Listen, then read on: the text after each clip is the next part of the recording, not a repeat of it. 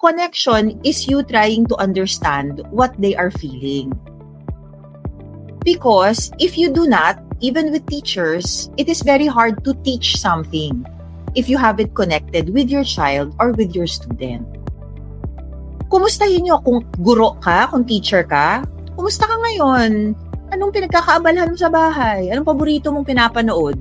Nanonood ka ba ng Bluey? Alam mo, nakapanood na rin ako ng isang Bluey. That is an automatic connection. It means your student or your child knows that you are interested on what he is feeling. Or you are interested on how they are. Okay? Connect first. If you cannot connect with your child, mahirap pong magturo ng kahit ano. Kung kailangan nyo siyang hintayin huminahon, abay, hintayin natin huminahon.